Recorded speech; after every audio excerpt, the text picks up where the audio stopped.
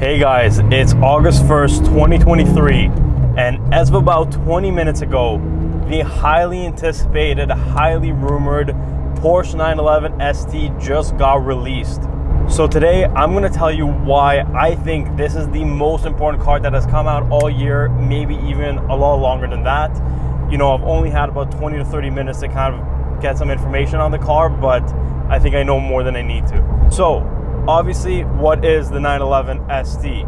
For those of you who don't know, the car just came out, and at first look, it looks like a regular GT3 Touring, especially because the release photos had a black car right in the front. But when you go look at the lighter color car in the back, you see the wheel cutouts just like in the GT3 RS, which automatically makes you see that this is not a regular GT3, it's more of the GT3 RS platform. Which is because that's pretty much what that car is. That car is a GT3 RS, but the changes that are made to it are very, very, very interesting. To start off, that car does not come with a PDK, just like the RS does, but it still has the same power plant, 525 horsepower, flat six, everything's the same, but they gave you a manual gearbox. So, if you've watched my videos before, you know that I do not like the manual gearbox in the 992s. I'm more of an old school car kind of guy. I like the 997 GT3 RS like I'm driving now. I like the 991 1.2s. They're a lot more engaging. The one promising thing that I've heard so far is that the car has its own brand new gearbox, freshly developed for that car, shorter shifts, everything is different on the car. So I'm really hoping it doesn't feel as numb to drive as any of these newer 911s with a clutch that kind of feels like a Golf R. Now, once you start hearing the details on the car, you start seeing that this car was not made for track times. This car was made all about driver involvement. I was watching Shmi's video on it, and the thing that really caught my attention is when he said that they removed the rear wheel steering on the car, which for a GT performance car is unbelievable, but they did it to save a little bit of weight. So the car might not corner as well, but you're gonna have more fun doing it. They introduced the rear wheel steering back in the 991, so this has been around for close to 10 years. And to suddenly remove it for a high-performance new car like that is very interesting. And another thing he said is they made the gear ratio shorter, top speeds are less, but because of that, the car feels like it has 100 horsepower more.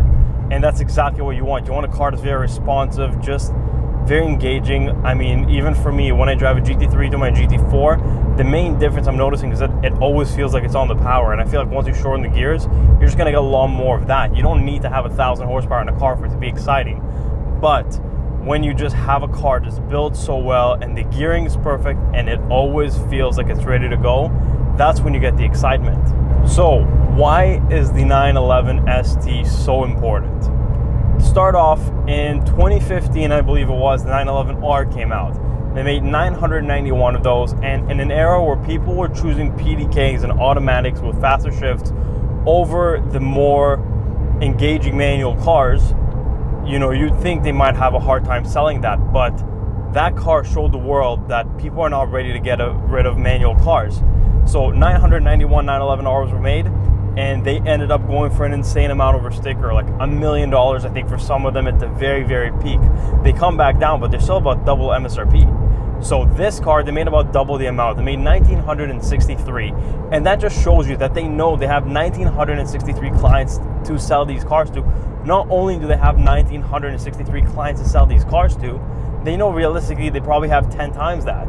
Not everybody's going to get an allocation. If you think a GT3 is hard to get, this is going to be way harder, and people are going to be begging for them, which shows you manual cars are still needed, manual cars are still desired, and I don't think they're going to go away anytime soon.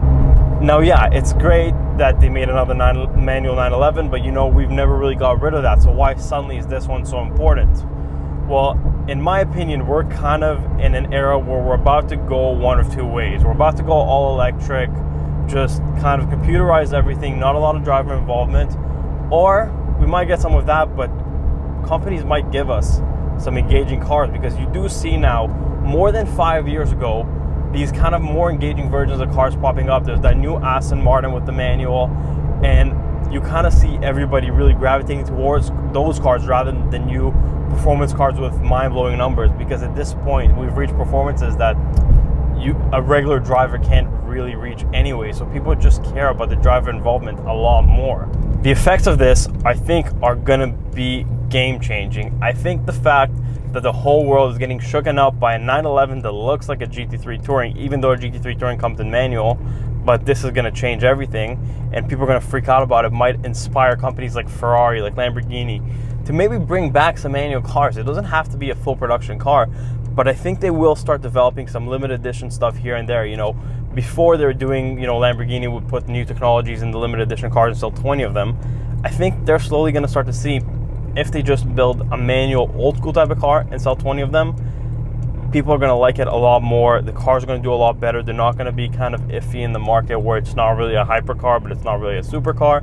It kind of solidifies where they would be.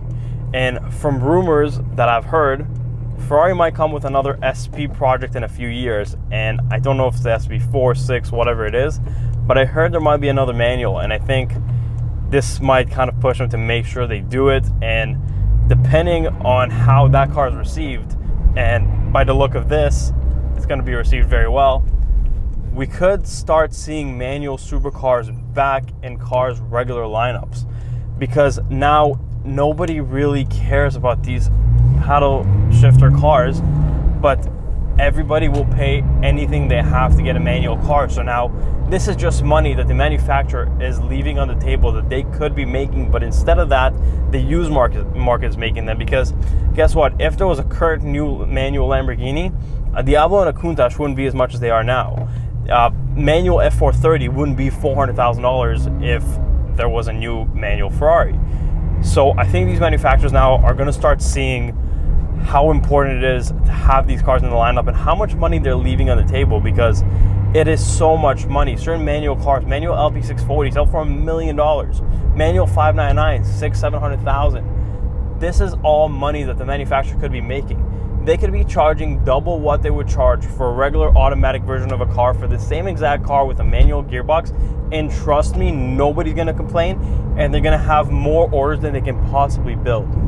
So looking at Porsche's history with these limited edition cars, I don't think this car is going to be very expensive. So at least Porsche isn't trying to take advantage of the customer. You know, they could charge $500,000 for this car and people will pay it. But knowing how it's been with every other limited edition car, it's probably going to be 30 grand more in a GT3 RS. Harder to get in that location, but you know, the market immediately is going to double on the minimum double on them. You know, I'm sure 992.2 is going to have a manual car. It's going to have that. I don't know if it's going to have like that aggressive of a manual car. But again, just the more people keep demanding these, the more hype we get around them. And the better the used market kind of does on them, to be honest, is probably going to increase our likelihood to get back some manual sports cars, manual supercars. You know, if companies like Aston Martin and stuff aren't stopping, there's no reason why companies that are honestly a lot more about driver involvement, like Ferrari and Lamborghini, shouldn't just get back into it. Like at this point, I don't think people buy cars for the track times. I don't think people really care about the 0.2 seconds here, the 0.2 seconds there. You know, with cars like the Valkyrie and the Project One, I don't think we really need to go any faster. I think that's fine where it is. So I think we should go back to manual engaging cars. I mean, I have more fun driving this 997.2 GT3 RS than any 48, any Aventador, anything like that, because I get to shift my own gears. I feel like I'm making this car move. This car is not making me move. And that's the most important thing in a car. So yeah, those are my opinions on the new 911 ST. I was so excited when I saw that the car came out.